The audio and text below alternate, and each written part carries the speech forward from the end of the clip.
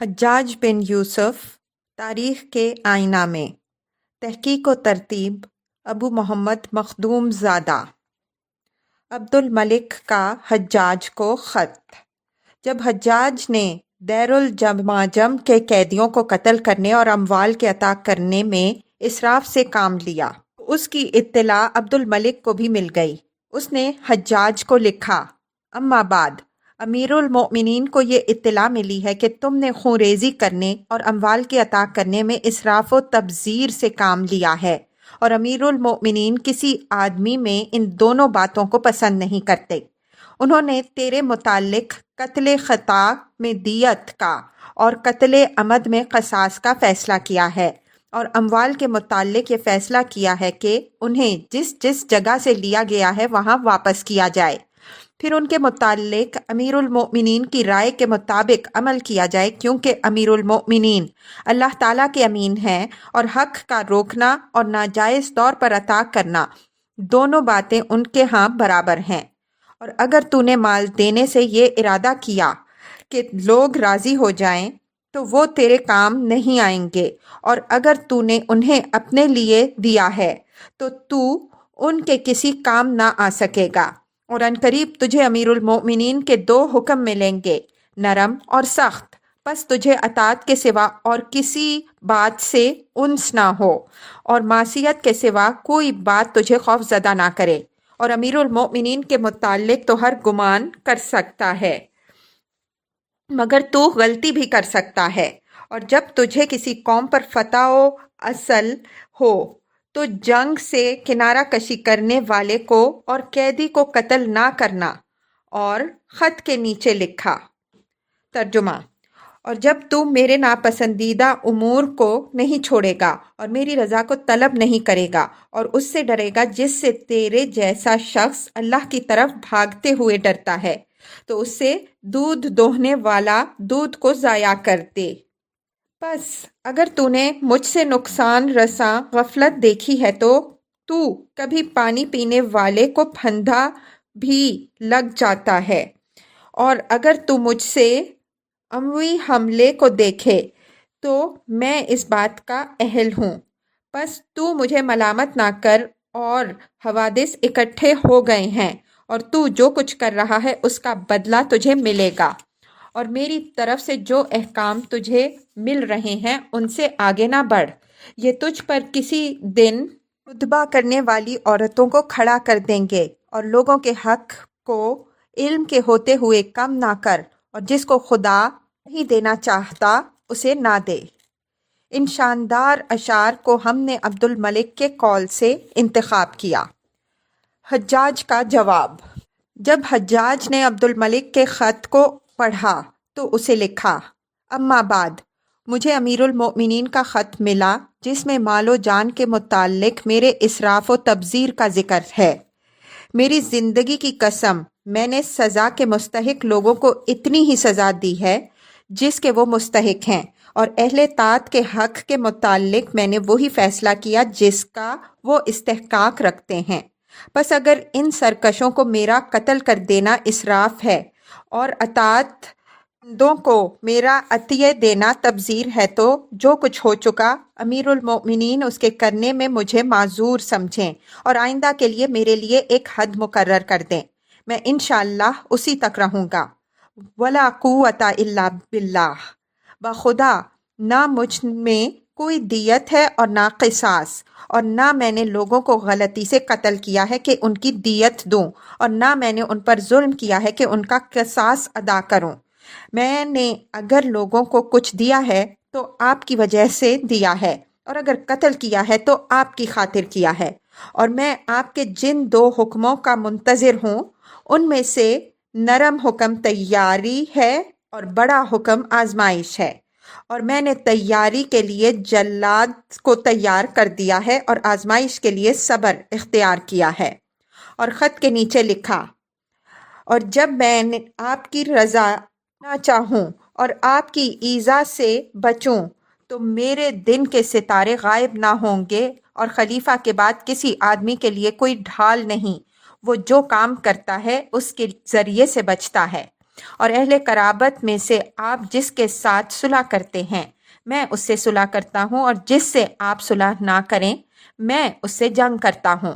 اور جب حجاج آپ کا کوئی گناہ کرے تو صبح کے وقت اس پر ندبہ کرنے والی عورتیں کھڑی ہوں، اور جب خیر خواہی کے لیے کسی مہربان کے نزدیک نہیں ہوتا تو اس سے دور ہو جاتا ہوں، جس کے چھو میری طرف دوڑتے چلے آتے ہیں، یعنی میری شکایت کرتا ہے۔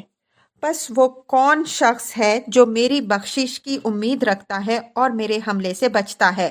اور زمانہ کے مصائب بے شمار ہیں، پس آپ مجھ پر رضامندی کی حد تک رکھیے، میں اس حد سے عمر بھر تجاوز نہ کروں گا، یہاں تک کہ دودھ دوہنے والا دودھ کو واپس تھنوں میں بھیج دے، ورنہ مجھے اور معاملات کو چھوڑ دو، کیونکہ میں مہربان اور نرم خو ہوں، اور تجربات نے مجھے خوب مضبوط بنا دیا ہے۔ یہ حجاج کے اشعار میں سے چند کا ہم نے انتخاب کیا ہے۔ جب عبد الملک کو اس کا خط ملا تو اس نے کہا کہ ابو محمد میرے حملے سے ڈر گیا ہے، اب میں ہرگز دوبارہ کوئی ایسی بات نہیں کروں گا جو اسے ناگوار ہو۔ عبد الملک بن مروان اور عبداللہ بن زبیر کی خلافتیں اور حجاج کا کردار۔ عبد الملک بن مروان بن حکم 29 ہجری میں حضرت عثمان رضی اللہ عنہ کے عہد خلافت میں مدینہ منورہ میں پیدا ہوا۔ عبد الملک کی نشو و نما مدینہ ہی میں ہوئی، اس لیے اس کو فضلائے مدینہ کی صحبت سے فائدہ اٹھانے کا پورا موقع ملا، اور اپنے زمانے کے ساتین علم میں اس کا شمار ہوا۔ شابئی کہتے ہیں، میں نے جس کسی سے بھی گفتگو کی اپنے آپ کو اس سے برتر پایا، بجز عبد الملک کے کہ اس سے جب کسی حدیث یا شعر پر گفتگو ہوئی تو اس نے میرے علم میں اضافہ کیا۔ ابو الزیات کہتے ہیں، اس زمانے میں فقہائے مدینہ 4 شخص شمار ہوتے تھے: سعید بن مسیب، عروہ بن زبیر، قبیصہ بن زہب اور عبد الملک بن مروان۔ علم و فضل کے ساتھ ساتھ فہم و تدبیر اور عزیمت و شجاعت کی دولت سے بھی مالا مال تھا۔ جس زمانے میں تاج شاہی سر پر رکھا، عالم اسلامی میں سخت اضطراب پھیلا ہوا تھا۔ ایک طرف عبداللہ بن زبیر جیسی با اثر شخصیت مقابلہ پر تھی، دوسری طرف شیعہ کی اندرونی شورشیں تھیں۔ عبد الملک اپنے فہم و تدبیر اور مستقل مزاجی و سخت گیری سے تمام مخالف طاقتوں پر غالب آیا، اور بنو امیہ کی حکومت جو یزید کی موت کے بعد اکھڑ چکی تھی از سر نو قائم کر دی۔ اسی لیے عبد الملک کو حکومت امیہ کا بانی ثانی کہا جاتا ہے۔ توابین کا خروج۔ مروان نے اپنی موت سے پہلے عبید اللہ بن زیاد کو جزیرہ پر لشکر کشی اور کرکیسیہ میں ظفر بن حارث کے مقابلے کے لیے بھیجا، اور اسے ہدایت کی کہ یہاں سے فارغ ہو کر عراق کی طرف بڑھے۔ مروان بن عبید اللہ سے یہ بھی وعدہ کیا تھا کہ جس قدر علاقہ فتح کرے گا اسی کی حکومت میں دے دی جائے گی۔ ابن زیاد ابھی جزیرہ ہی میں تھا کہ مروان کی موت کی خبر پہنچی۔ اسی کے ساتھ عبد الملک کا فرمان ملا کہ اسے مروان نے جس کام پر متعین کیا تھا اسے جاری رکھے۔ چنانچہ عبید اللہ بن زیاد جزیرہ ایسیا کی مہمات سے فارغ ہو کر عراق کی طرف بڑھا، اور عین عرضہ میں اس کا مقابلہ توابین سے ہوا۔ توابین کی مختصر تاریخ یہ ہے کہ حضرت امام حسین رضی اللہ عنہ کی حسرت ناک شہادت کے بعد کچھ اہل کوفہ کو حضرت امام کے ساتھ اپنی بے وفائی اور بد عہدی پر سخت ندامت ہوئی، اور انہوں نے طے کیا کہ اس گناہ عظیم کا کفارہ یہی ہو سکتا ہے کہ قاتلین کو قتل کیا جائے یا اس کوشش میں اپنی جان کو قربان کیا جائے۔ ان لوگوں نے اپنے آپ کو منظم کیا اور سلیمان بن سرد خزاعی جیسے محب اہل بیت کو اپنی تحریک کا رہنما قرار دیا۔ عبداللہ بن یزید انصاری والی کوفہ کو جب اس تحریک کا علم ہوا تو انہوں نے توابین سے تعرض نہ کیا، بلکہ ان کی ہمت افزائی کی کہ تم بسلسلہ قصاص حسین رضی اللہ عنہ ابن زیاد کے مقابلہ کے لیے نکلو گے تو تمہاری مدد کروں گا۔ ان کا ایما پا کر ان لوگوں نے کھلم کھلا خون حسین کے انتقام کی دعوت دینی شروع کر دی اور دھڑا دھڑ ہتھیار خریدنے جانے لگے۔ آخر 27 ہجری کا چاند دیکھ کر 5000 توابین کوفہ سے نکل کر میدان نخیلہ میں جمع ہوئے۔ سلیمان بن سرد نے ایک پرجوش خطبہ میں کہا، اے لوگوں، جس شخص کو اللہ کی رضا اور قیامت کی بہتری مطلوب ہو تو ہمارے ساتھ چلے، اور جسے دنیا درکار ہو وہ ہمارا ساتھ چھوڑ دے۔ ہر طرف سے آوازیں آئیں، ہمارا مقصد صرف اپنے گناہ کی توبہ اور خون حسین کا انتقام ہے اور کچھ نہیں۔ عبداللہ بن سعد نفیل نے کہا، بھائیوں، قاتلین حسین کی اکثریت تو کوفہ میں موجود ہے، انہیں چھوڑ کر کسی اور طرف جانے کا کیا فائدہ؟ لوگوں نے کہا، بات تو ٹھیک ہے، مگر سلیمان بن سرد نے جواب دیا، قاتلین حسین کا سر گروہ عبیداللہ بن زیاد ہے، پہلے اسے کیفر کردار تک پہنچانا چاہیے، اہل کوفہ سے بعد میں نمٹیں گے۔ چنانچہ یہ لوگ نخیلہ سے شام کے ارادے سے روانہ ہوئے۔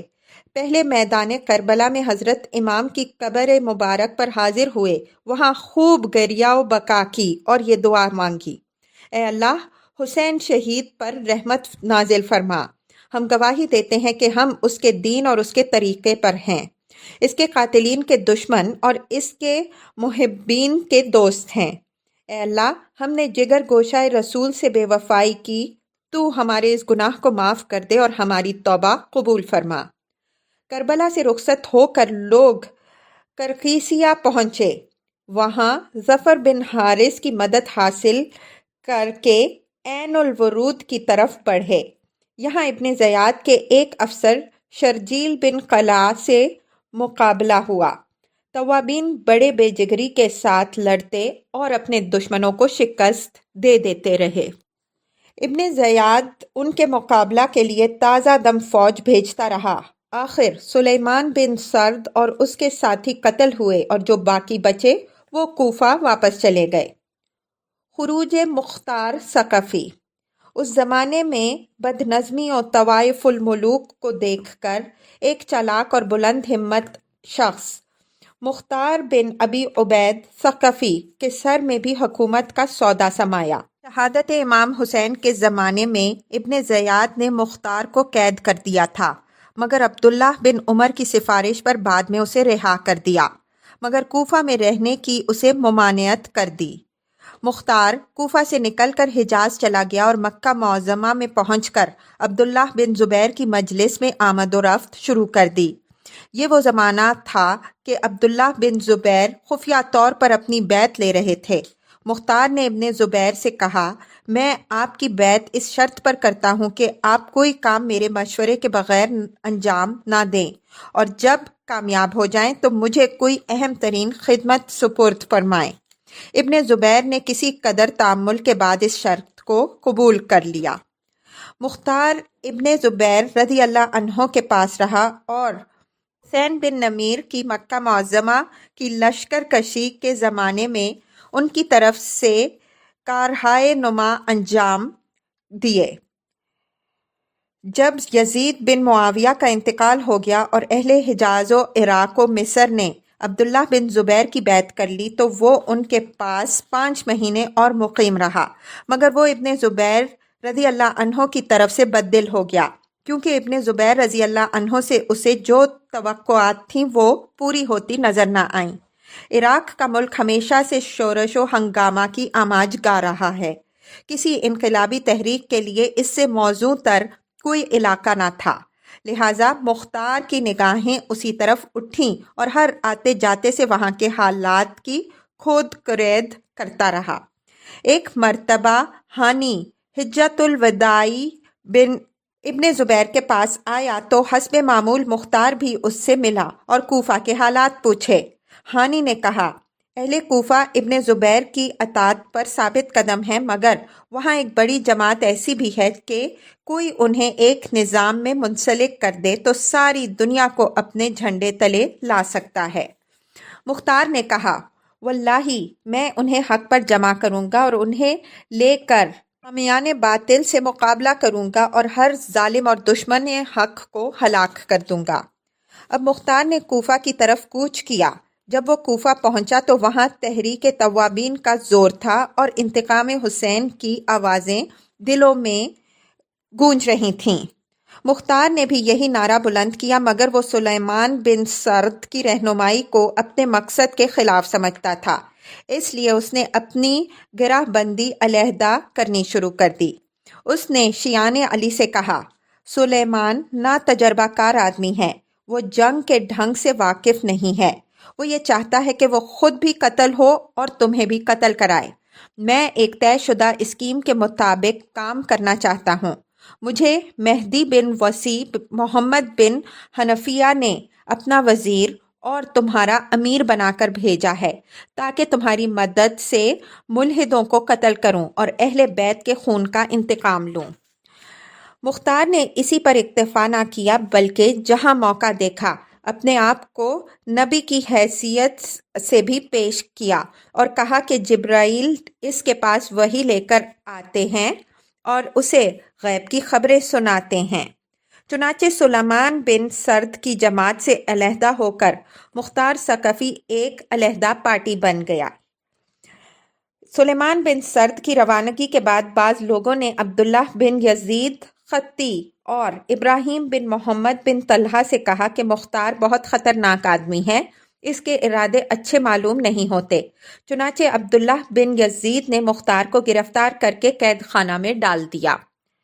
مختار کچھ عرصہ قید خانے میں رہا، پھر حضرت عبداللہ بن عمر سے سفارشی خط لکھوا کر اسی وعدے پر رہائی حاصل کی کہ حکومت کے خلاف بغاوت نہ کرے گا اور اگر وہ بدعہدی کرے تو اس کے سب غلام اور باندیاں آزاد ہو جائیں گی اور خانہ کعبہ میں 1000 اونٹنیاں قربان کرنا پڑیں گی۔ مختار کا کوفہ پر قبضہ۔ مختار رہا ہوتے ہی اپنے کام میں لگ گیا اور اس نے زور و شور سے حکومت کے خلاف بغاوت کی تحریک شروع کر دی اور اس کے حامیوں کی تعداد روز بروز بڑھتی چلی گئی۔ مختار کی تحریک کو امام محمد بن حنفیہ کی تائید سے بہت فائدہ پہنچا۔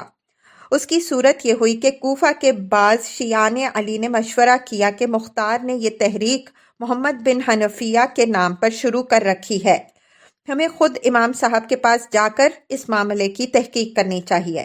عراق سے ایک وفد مدینہ منورہ پہنچ کر محمد بن حنفیہ کی خدمت میں حاضر ہوا اور انہیں تمام واقعات سنا کر ان سے رائے معلوم کی۔ محمد بن حنفیہ نے اول اہل بیت کے مناقب بیان کیے، پھر امام حسین کی حسرتناک شہادت کا ذکر کیا، پھر فرمایا، تم لوگ مجھ سے ایسے شخص کے متعلق پوچھتے ہو جو اہل بیت کے خون کا قصاص لینا چاہتا ہے، تو بھائیوں میری دلی آرزو یہ ہے کہ خدا ہمارے دشمنوں سے ان کے مظالم کا انتقام لے، خواہ کسی شخص کے ذریعے سے لے۔ اسی وفد کے جانے سے مختار کو بڑی تشویش ہو گئی تھی کہ دیکھیے محمد بن حنفیہ کیا جواب دیتے ہیں، کہیں ایسا نہ ہو بنا بنایا کھیل بگڑ جائے۔ چنانچہ جیسے ہی یہ لوگ واپس آئے مختار نے گھبرا کر ان سے پوچھا کہ کہو کیا معلوم ہوا؟ مجھے اندازہ ہوتا ہے کہ تم شک میں مبتلا ہو گئے۔ مگر جب انہوں نے امام صاحب کے جواب کو نقل کیا تو اس نے بے اختیار نعرہ تکبیر بلند کیا اور فوراً ایک جلسہ منعقد کر کے کہا، یہ لوگ امام مہدی کے پاس گئے تھے اور انہوں نے ان کو بتایا ہے کہ میں ان کا وزیر اور مددگار اور پیامبر ہوں اور تمہیں حکم دیا ہے کہ بدعہدوں سے جنگ اور اہل بیت کے خون کے قصاص کے معاملے میں تم میرا ساتھ دو۔ اس دوران میں عبداللہ بن مطیع کوفہ کے لیے نئے گورنر بن کے آ گئے تھے۔ انہوں نے آتے ہی مختار کی تحریک کو دبانے کی کوششیں شروع کر دیں۔ مختار نے اب کھل کر میدان میں آنے اور کوفہ پر قبضہ کرنے کا فیصلہ کر لیا۔ اس کے بعض مشیروں نے اسے مشورہ دیا کہ اس قسم کے اقدام سے پہلے وہ کوفہ کے با اثر رئیس اور اہل بیت کے محب ابراہیم بن اشتر کی حمایت حاصل کرنی ضروری سمجھیں۔ مختار نے محمد بن حنفیہ کی طرف سے ایک جعلی خط بنا کر ابراہیم کے سامنے پیش کیا۔ خط کا مضمون یہ تھا، محمد مہدی کی طرف سے ابراہیم بن اشتر کے نام۔ اما بعد، میں تمہارے پاس اپنا وزیر اور معتمد بھیج رہا ہوں۔ میں نے اسے حکم دیا ہے کہ وہ میرے دشمنوں سے جنگ کرے اور اہل بیت کے خون کا انتقام لے۔ جہاں تک ممکن ہو تم اس کی مدد کرو۔ کوفہ سے شام تک جس قدر علاقہ تمہاری مدد سے فتح ہوگا تم اس کے حاکم بنا دیے جاؤ گے۔ ابراہیم نے خط کا عنوان دیکھ کر کہا، میرے پاس محمد بن حنفیہ کے خط آتے رہتے ہیں، انہوں نے کبھی اپنے آپ کو مہدی نہیں لکھا۔ مختار نے کہا، اب نیا زمانہ اور نئے حالات ہیں۔ ابراہیم کے چند ساتھیوں نے گواہی دی کہ یہ خط ہمارے سامنے امام محمد بن حنفیہ نے لکھا ہے۔ ابراہیم بن اشتر نے مختار کو تعظیم صدر میں بٹھایا اور مختار کے ہاتھ پر بیعت کر لی۔ ابراہیم بن اشتر کی شمولیت سے مختار کی طاقت بہت بڑھ گئی۔ ابراہیم اپنے مسلح ساتھیوں کی جماعتیں لے کر مختار سے ملنے جایا کرتے۔ ایک دن ابراہیم اپنے 100 مسلح ساتھیوں کے ساتھ بازار کے بیچ میں سے گزر کر مختار کے پاس جا رہے کہ کوتوالے شہر ایاس بن مضارب نے انہیں راستے میں روک لیا اور ان سے امیر کوفہ عبداللہ بن مطیع کے پاس چلنے کے لیے کہا۔ ابراہیم بن اشتر نے ایاس سے راستہ چھوڑ دینے کے لیے کہا اور جب وہ نہ مانا تو اسے قتل کر دیا۔ اس واقعے کے بعد 14 ربیع الاول 67 ہجری کو مختار نے کوفہ میں علم بغاوت بلند کر دیا اور قصر امارت کا محاصرہ کر لیا۔ عبداللہ بن مطیع نے جہاں تک ممکن ہو سکا مقابلہ کیا لیکن آخر کار ہتھیار ڈال دیے اور کوفہ سے جان بچا کر نکل گیا۔ کوفہ پر قابض ہونے کے بعد مختار عراق کے دوسرے شہروں پر بھی قابض ہو گیا اور وہاں اس نے اپنے حاکم مقرر کیے، البتہ بصرہ ابن زبیر ہی کے ماتحت رہا۔ عبد الملک بن مروان کی ابن الحنفیہ کو امداد کی پیشکش۔ ابو الطفیل کہتے ہیں کہ عبد الملک بن مروان کا ایک خط قاصد لے کے آیا اور شام میں داخل ہوا۔ محمد ابن الحنفیہ نے وہ خط پڑھا۔ انہوں نے ایسا خط پڑھا کہ اگر عبد الملک وہ خط اپنے کسی بھائی یا بیٹے کو لکھتا تو اپنی مہربانیوں پر اضافہ نہ کرتا جو اس نے اس میں ظاہر کی تھیں۔ اس میں یہ تھا کہ مجھے معلوم ہوا ہے کہ ابن الزبیر نے آپ پر تنگی کی ہے، آپ کے تعلق قرابت کو قطع کیا ہے اور آپ کے حق کی توہین کی ہے تاکہ آپ ان سے بیعت کریں۔ آپ نے اپنے دین اور اپنی جان کی طرف نظر کی ہے۔ آپ نے جو کچھ کیا اسے خوب سمجھ کر کیا ہے۔ یہ ملک شام حاضر ہے، آپ اس میں جہاں چاہیے اتریے۔ ہم لوگ آپ کا اکرام کرنے والے اور آپ کے تعلق قرابت کی وجہ سے آپ کے ساتھ احسان کرنے والے اور آپ کا حق پہچاننے والے ہیں۔ ابن الحنفیہ نے اپنے ساتھیوں سے کہا کہ یہ صورت ہے جس کی طرف ہم روانہ ہوں گے۔ وہ روانہ ہوئے، ہم بھی ان کے ساتھ چلے۔ ان کے ہمراہ قبیلہ عزا کے بہت سے لوگ تھے جو یہ شعر پڑھتے تھے، انت امام الحق لسنا نمتری انت الذی فرغی بہ ونر بہی۔ ہمیں کچھ شک نہیں کہ آپ امام حق ہیں، آپ ہی وہ ہیں جس سے ہم لوگ راضی ہیں اور جس کے ذریعے سے ہم نجات کی امید کرتے ہیں۔ انت ابن خیر الناس من بعد النبی یبن علی میرو ومن مثل علی۔ آپ ان کے فرزند ہیں جو نبی کے بعد سب سے بہتر تھے۔ اے فرزند علی، آپ جائیے، اور علی کے مثل کون ہے؟ حتی تحلو ارض کلب ویلی، یہاں تک کہ آپ قبیلہ کلب ویلی کی زمین میں اتریے۔ ابو الطفیل نے کہا، ہم لوگ روانہ ہوئے، ایلا میں اترے تو ہمارے ساتھ ان لوگوں نے ہمسائیگی کا اچھا برتاؤ کیا اور ہم بھی ان کے ساتھ اسی طرح کی ہمسائیگی کرتے رہے۔ ان لوگوں نے ابو القاسم ابن الحنفیہ سے نہایت محبت کی، ان کی اور ان کے ساتھیوں کی تعظیم کی۔ ہم نے نیکی کی تاکید کی اور بدی سے روکا کہ نہ ہمارے قریب اور نہ ہمارے سامنے کسی پر ظلم کیا جائے۔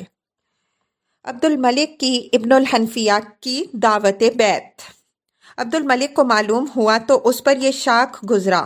اس نے قبیصہ بن زہیب اور ردع بن زمبا سے کہ دونوں اس کے خاص لوگوں میں سے تھے، ان کا ذکر کیا انہوں نے کہا کہ تاوقت یہ کہ وہ تم سے بیعت نہ کر لیں یا تم انہیں حجاز واپس نہ کر دو، ہم انہیں چھوڑنا مناسب نہیں سمجھتے کہ وہ تمہارے قریب قیام کریں۔ ان کی جو خصلت ہے وہ ہے۔ عبد الملک نے انہیں لکھا کہ آپ میرے ملک میں آئے ہیں اور اس کے ایک کنارے اتریے۔ میرے اور ابن الزبیر کے درمیان یہی جنگ ہے، جیسا کہ آپ کو بھی معلوم ہے۔ آپ کا مرتبہ اور عزت ہے۔ میں نے یہ مناسب سمجھا کہ آپ بغیر مجھ سے بیعت کر لیں تو آپ وہ کشتیاں لے لیجئے جو کلزم سے ہمارے پاس آئی ہیں۔ وہ 100 کشتیاں ہیں اور وہ اور جو ان میں ہیں آپ ہی کا ہے۔ آپ کے لیے 20 لاکھ درہم ہیں، جن میں سے 5 لاکھ فوراً آپ کو دے دوں گا اور 15 لاکھ اس کے ساتھ دے دوں گا جب آپ اپنے اور اپنی اولاد کے اور اپنے قرابت داروں کے اور اپنے سوالی کے اور اپنے ہمراہیوں کے فرض کا ارادہ کریں گے۔ اگر آپ انکار کریں تو میرے ملک سے کسی ایسے مقام میں منتقل ہو جائیے جہاں میری سلطنت نہ ہو۔ محمد بن حنفیہ کا جواب۔ محمد بن علی نے لکھا، بسم اللہ الرحمن الرحیم۔ محمد بن علی کی جانب سے عبد الملک بن مروان کو، سلام علیک، میں تجھ سے اس اللہ کی حمد کرتا ہوں جس کے سوا کوئی معبود نہیں، اما بعد، زمانہ دراز سے تمہیں اس امر میں میری رائے معلوم ہے، میں اسے کسی سے چھپاتا نہیں ہوں۔ واللہ اگر یہ امت مجھ پر اتفاق کر لے سوائے اہل الزرقاء کے تو میں کبھی ان سے قتال نہ کروں گا اور نہ میں انہیں علیحدہ کروں گا تاوقت یہ کہ وہ متفق نہ ہوں۔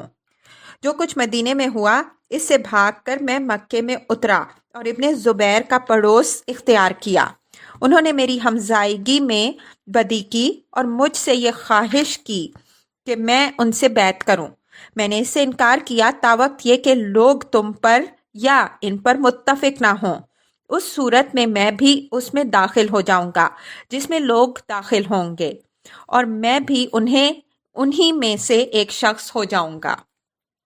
تم نے مجھے خط لکھ کر اپنے پاس بلایا، میں آیا اور تمہارے جوار میں ایک کنارے اترا۔ واللہ میرے پاس مخالفت نہیں، میرے ساتھ میرے ہمراہی ہیں۔ ہم نے کہا کہ رخیصہ الاسعار کی بستی ہمارے لیے زیادہ مناسب ہے۔ ہم تمہاری ہمسائیگی کے بھی قریب ہوں گے اور تمہاری مہربانی کو بھی حاصل کریں گے۔ پھر تم نے جو کچھ لکھا وہ لکھا، انشاءاللہ ہم تمہارے پاس سے واپس جائیں گے۔ ابھی حمزہ سے مروی ہے کہ میں محمد بن علی کے ساتھ تھا۔ ہم لوگ ابن عباس کی وفات کے 40 دن گزرنے کے بعد طائف سے ایلا روانہ ہو گئے۔ عبد الملک نے انہیں ایک عہد نامہ لکھا تھا کہ وہ اور ان کے ساتھی اس کے ملک میں داخل ہوں، یہاں تک کہ لوگ کسی ایک شخص پر مصالحت کر لیں۔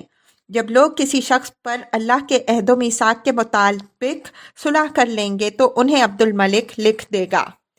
محمد بن حنفیہ شام میں آ گئے تو عبد الملک نے ان سے کہلا بھیجا کہ یا تو آپ مجھ سے بیعت کیجئے یا میرے ملک سے نکل جائیے۔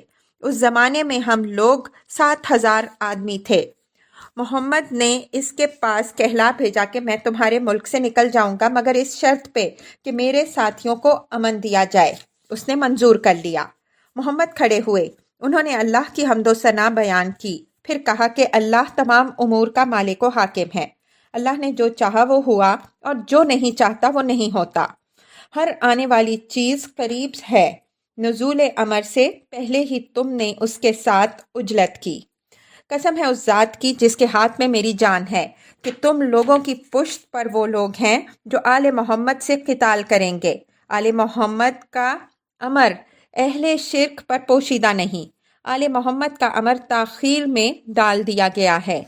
قسم ہے اس ذات کی جس کے قبضے میں محمد کی جان ہے کہ وہ امر تم میں ضرور پلٹے گا جیسا کہ شروع ہوا تھا۔ سب تعریفیں اسی اللہ کے لیے ہیں جس نے تمہارے کونوں کی حفاظت کی اور تمہارے دین کی حفاظت کی۔ تم میں سے جو یہ چاہے کہ امن و حفاظت کے ساتھ اپنے جائے پناہ اور اپنے شہر مکے میں آئے تو وہ انتظام کرے۔ ابن الحنفیہ کو مکہ میں داخلہ کی ممانعت۔ ان کے ساتھ 7,000 میں سے 900 آدمی رہ گئے۔ انہوں نے عمرے کا احرام باندھا اور قربانی حرم کے اونٹ کو ہار پہنایا کہ معلوم ہو کہ یہ حرم میں ذبح کرنے کے لیے ہے۔ پھر ہم لوگوں نے بیت اللہ کا قصد کیا۔ ہم لوگوں نے حرم میں داخل ہونے کا قصد کیا تو ہمیں ابن الزبیر کا لشکر ملا۔ اس نے ہمیں داخل ہونے سے روکا۔ محمد نے کہلا بھیجا کہ میں اس طرح آیا ہوں کہ تم سے قتال کا ارادہ نہیں ہے اور اسی طرح واپس ہوں گا کہ قتال نہ کروں۔ ہمیں چھوڑ دو کہ ہم داخل ہو کر اپنا نسک عمرہ ادا کر لیں، پھر ہم تمہارے پاس سے چلے جائیں گے۔ مگر انہوں نے انکار کیا، حالانکہ ہمارے ہمراہ قربانی کے اونٹ تھے جن کو ہم نے ہار پہنا دیے تھے۔ ابن الحنفیہ کی مدینہ روانگی۔ ہم لوگ مدینہ واپس چلے گئے۔ حجاج بن یوسف آیا، اس نے ابن الزبیر کو قتل کیا، پھر وہ بصرے اور کوفہ چلا گیا۔ جب وہ چلا گیا تو ہم لوگ آ گئے اور ہم نے اپنا نسک عمرہ ادا کیا۔ میں نے محمد بن علی کے بدن سے جوؤں کو جھڑتے دیکھا۔ جب ہم نے اپنا عمرہ ادا کر لیا تو مدینہ واپس آ گئے۔ محمد بن علی 3 مہینے رہے، پھر ان کی وفات ہو گئی۔ اسماعیل بن مسلم اقطائی نے اپنے والد سے روایت کی کہ عبد الملک بن مروان نے ایک خط لکھا جس کا عنوان یہ تھا: من جانب امیر المؤمنین عبد الملک بنام محمد بن علی۔ جب انہوں نے خط کا عنوان دیکھا تو کہا کہ انا للہ و انا الیہ راجعون۔ رسول اللہ صلی اللہ علیہ وسلم کے ملعون اور آزاد کردہ لوگ ممبروں پر ہیں۔ قسم ہے اس ذات کی جس کے قبضے میں میری جان ہے، وہ ایسے امور ہیں جن کو قرار نہیں دیا جائے گا۔ ابن الحنفیہ کو مکہ چھوڑ دینے کا حکم۔ ابو طفیل نے کہا کہ ہم لوگ واپسی کے لیے آمادہ ہوئے۔ انہوں نے موالی اور اہل کوفہ و بصرہ کو جو ان کے ہمراہ تھے واپسی کی اجازت دے دی۔ وہ لوگ مدین سے واپس ہو گئے۔ ہم لوگ مکے آئے اور ان کے ہمراہ منا کے شام گھاٹی میں اترے۔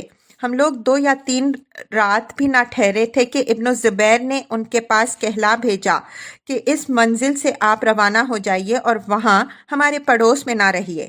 ابن الحنفیہ نے کہا کہ صبر کیجیے، آپ کا صبر بھی اللہ ہی کی توفیق سے ہوگا۔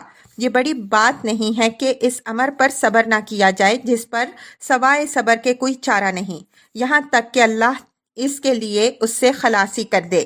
واللہ میں نے تلوار کا ارادہ نہیں کیا، اور اگر میں اس کا ارادہ کرتا تو ابن الزبیر میرے ساتھ ایسی بے فائدہ حرکت نہ کرتے، اگرچہ میں تنہا ہی ہوتا اور ان کے ساتھ وہ سب جماعتیں ہوتیں جو ان کے ساتھ ہیں، لیکن واللہ میں نے اس کا ارادہ نہیں کیا۔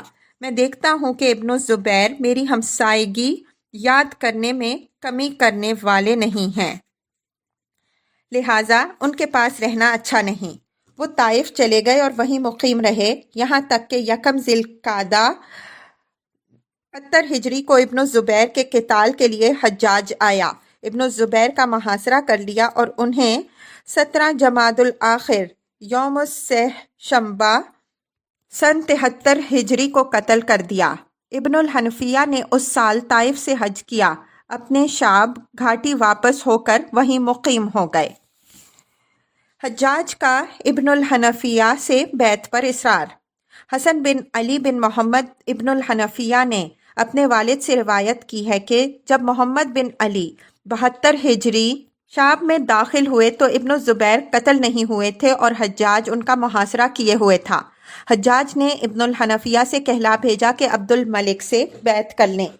ابن الحنفیہ نے کہا، تمہیں مکے میں میرا قیام اور طائف و شام جانا معلوم ہے، جو میری جانب سے انکار ہے کہ ابن الزبیر یا عبد الملک سے بیعت کروں تا وقت یہ کہ لوگ ان دونوں میں سے کسی ایک پر متفق نہ ہو جائے۔ میں وہ شخص ہوں کہ میرے پاس مخالفت نہیں ہے۔ جب میں نے لوگوں کو دیکھا کہ انہوں نے اختلاف کیا تو میں نے ان سے علیحدگی اختیار کی کہ وہ متفق ہو جائیں۔ میں نے اللہ کے شہروں میں سب سے محترم شہر کی پناہ لی جس میں پرندے تک کو امن ہے۔ ابن الزبیر نے میری ہمسائیگی میں زیادتی کی، میں شام کی طرف منتقل ہو گیا۔ عبد الملک نے میرا قرب ناپسند کیا، میں حرم کی طرف منتقل ہوا۔ اگر ابن الزبیر مقتول ہو گئے اور لوگ عبد الملک پر متفق ہو گئے تو میں عبد الملک کے لیے تم سے بیعت کر لوں گا۔ حجاج نے ان کی اس بات سے راضی ہونے سے انکار کیا تاوقت یہ کہ وہ عبد الملک کے لیے بیعت نہ کریں۔ ابن الحنفیہ نے اس سے انکار کیا اور حجاج نے انہیں اس پر قائم رکھنے سے انکار کیا۔ محمد برابر اسے جواب دیتے رہے یہاں تک کہ ابن الزبیر رضی اللہ عنہ قتل کر دیے گئے۔ حجاج کی ابن الحنفیہ کو قتل کی دھمکی۔ سہیل بن عبید بن عمر الحارثی سے مروی ہے کہ جب عبد الملک نے حجاج کو مکے و مدینے بھیجا تو اس سے کہا کہ تمہیں محمد بن حنفیہ پر کوئی اختیار نہیں ہے۔ حجاج آیا تو اس نے انہیں دھمکی دی اور کہا کہ مجھے امید ہے کہ اللہ مجھے زمانے کے کسی دن میں آپ پر قابو دے گا اور آپ پر اختیار دے دے گا، اس وقت میں یہ کروں گا اور وہ کروں گا۔ انہوں نے کہا کہ اے اپنی جان کے دشمن، تو جھوٹا ہے، کیا تجھے معلوم نہیں کہ اللہ کے لیے روزانہ 360 لحظے ہیں؟ مجھے امید ہے کہ اللہ مجھے اپنے بعض لحظے عطا کر دے گا اور تجھے مجھ پر اختیار نہ دے گا۔ اس بات کو حجاج نے عبد الملک کو لکھا تو عبد الملک نے اسے شام اور روم کو لکھا۔ شاہ روم نے اسے لکھا کہ واللہ یہ بات نہ تمہارے خزانے کی ہے نہ تمہارے اہل بیت کے خزانے کی، بلکہ اہل بیت نبوت کے خزانے کی ہے۔ محمد بن علی کے صاحبزادے حسن سے مروی ہے کہ میرے والد نے حجاج سے بیعت نہیں کی۔ جب ابن زبیر مقتول ہو گئے تو حجاج نے انہیں بلا بھیجا۔ آئے تو کہا کہ اللہ نے عدو اللہ کو قتل کر دیا۔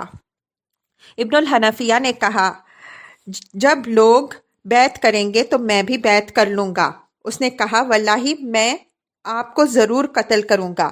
انہوں نے کہا کیا تجھے معلوم نہیں کہ اللہ کے لیے روزانہ 360 لحظے ہیں اور ہر لحظے میں 360 قضیے ہیں؟ امید ہے کہ وہ اپنے قضیہ میں سے کسی ایک قضیہ میں ہمیں تجھ سے کفایت کرے گا۔ اس بات کو حجاج نے عبد الملک کو لکھا۔ عبد الملک کو اس خط سے بہت تعجب ہوا۔ اس نے اس کے متعلق صاحب روم کو لکھا، اس لیے کہ صاحب روم نے اسے دھمکی دی تھی کہ اس کے مقابلے کو بہت سی فوج جمع کی ہے۔ عبد الملک نے یہ کلام صاحب روم کو لکھا اور حجاج کو لکھا کہ ہم نے معلوم کر لیا ہے کہ محمد بن حنفیہ ہمارے مخالف نہیں ہیں، وہ تمہارے پاس آئیں گے اور تم سے بیعت کریں گے، تم ان کے ساتھ مہربانی کرنا۔ جب عبد الملک پر متفق ہو گئے اور ابن عمر رضی اللہ عنہ نے بھی بیعت کر لی تو ابن عمر رضی اللہ عنہ نے ابن الحنفیہ سے کہا کہ اب کچھ اختلاف باقی نہیں رہا، لہٰذا بیعت کر لو۔ ابن الحنفیہ نے عبد الملک کو لکھا، بسم اللہ الرحمن الرحیم، اللہ کے بندے عبد الملک امیر المؤمنین کو محمد بن علی کی جانب سے، اما بعد، میں نے جب امت کو دیکھا کہ اس نے اختلاف کیا تو میں ان سے علیحدہ ہو گیا۔ پھر جب یہ امر تمہارے پاس پہنچ گیا اور لوگوں نے تم سے بیعت کر لی تو میں بھی انہی میں سے ایک شخص کے مثل ہو گیا۔ میں بھی اس نیک کام میں داخل ہوتا ہوں جس میں وہ لوگ داخل ہوئے۔ میں تم سے بیعت کرتا ہوں، تمہارے لیے حجاج سے بیعت کر لی اور تمہارے پاس اپنی بیعت بھیج دی۔ میں نے لوگوں کو دیکھا کہ انہوں نے تم پر اتفاق کر لیا ہے، ہم چاہتے ہیں کہ تم ہمیں امن و امان دو اور وفا پر عہد و میثاق دو، کیونکہ قدر بے وفائی و بد عہدی میں کوئی خیر نہیں ہے، اور اگر تم انکار کرو تو اللہ کی زمین کشادہ ہے۔ عبد الملک نے خط پڑھا تو قبیصہ بن ذؤیب اور رو بن زمبا نے کہا کہ تمہیں ان سے اختلاف کی اب کوئی وجہ باقی نہیں رہی۔ اگر وہ باہمی جنگ چاہتے تو ضرور اس پر قادر تھے، مگر انہوں نے تسلیم کر لیا اور بیعت کر لی، لہٰذا ہماری رائے یہ ہے کہ آپ ان کے لیے بھی عہد و میثاق اور امان تحریر کر دیجئے اور ان کے ساتھیوں کے لیے بھی عہد لکھ دیجئے۔ اس نے یہی کیا۔ عبد الملک نے انہیں لکھا کہ آپ ہمارے نزدیک پسندیدہ ہیں اور ہمارے ساتھ آپ کی قرابت اور محبت ابن زبیر رضی اللہ عنہ سے زیادہ ہے۔ آپ کے لیے عہد و میثاق ہے، اللہ کا ذمہ اور اس کے رسول صلی اللہ علیہ وسلم کا ذمہ ہے کہ نہ آپ کو نہ آپ کے ساتھیوں کو کسی ایسی چیز سے برانگیختہ کیا جائے گا جو آپ کو ناگوار ہو۔ آپ اپنے شہر واپس جائیے اور جہاں جی چاہے جائیے۔ میں جب تک زندہ ہوں آپ کی مدد اور نیکی ترک نہ کروں گا۔ حجاج کو لکھ کر اس نے ان کے ساتھ ہمسائیگی کے اچھے برتاؤ اور ان کے اکرام کا حکم دیا۔ ابن الحنفیہ مدینے واپس آ گئے۔ ابن الحنفیہ اور عبد الملک کی ملاقات اور حجاج کے رویے کی شکایت۔ معاویہ بن عبداللہ بن عبید اللہ بن ابی رافع نے اپنے والد سے روایت کی ہے کہ جب محمد بن علی مدینے چلے گئے اور اپنا مکان بقیع میں بنا لیا تو عبد الملک کو لکھ کر اس کے پاس آنے کی اجازت چاہی تو انہیں اجازت دے دی۔ عبد الواحد بن ابی عون سے مروی ہے کہ ابن الحنفیہ نے کہا کہ میں عبد الملک کے پاس گیا تو اس نے میری حوائج پوری کر دیں۔ میں اسے رخصت ہوا اور جب اس کی آنکھوں سے پوشیدہ ہونے کے قریب ہو گیا تو اس نے مجھے ابو القاسم کہہ کے پکارا۔ میں پلٹا تو مجھ سے کہا کہ کیا تم جانتے نہیں کہ اللہ کو معلوم ہے کہ جس دن تم بڑے میاں عبد الملک کے والد مروان کے ساتھ جو کچھ کر رہے تھے تو تم ان کے ساتھ ظلم کر رہے تھے۔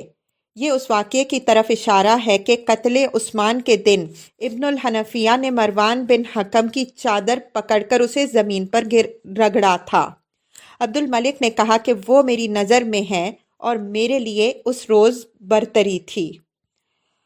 زید بن عبد الرحمن بن زید بن خطاب سے مروی ہے کہ میں ابان بن عثمان کے ہمراہ عبد الملک بن مروان کے پاس گیا۔ اس کے پاس ابن الحنفیہ بھی تھے۔ عبد الملک نے نبی صلی اللہ علیہ وسلم کی تلوار لائی گئی تو اس نے دیکھی۔ عبد الملک نے کہا کہ واللہ لوگوں نے اس کے مالک کا مثل بھی نہیں دیکھا۔ اے محمد یہ تلوار مجھے دے دو۔ محمد نے کہا کہ تمہاری رائے میں ہم میں جو اس کا زیادہ مستحق ہو وہی اسے لے لے۔ عبد الملک نے کہا کہ اگر تمہارے لیے رسول کی قرابت ہے تو ہر ایک کے لیے قرابت و حق ہے۔ محمد نے وہ تلوار عبد الملک کو دے دی اور کہا کہ اے امیر المؤمنین، اس شخص یعنی حجاج نے جو اس کے پاس تھا مجھے ایذا دی ہے اور میرے حق کی توہین کی ہے۔ اگر 5 درہم کا معاملہ بھی ہو تو وہ مجھے بلا بھیجتا ہے۔ عبد الملک نے کہا کہ آپ کو اس پر کوئی اختیار نہیں ہے۔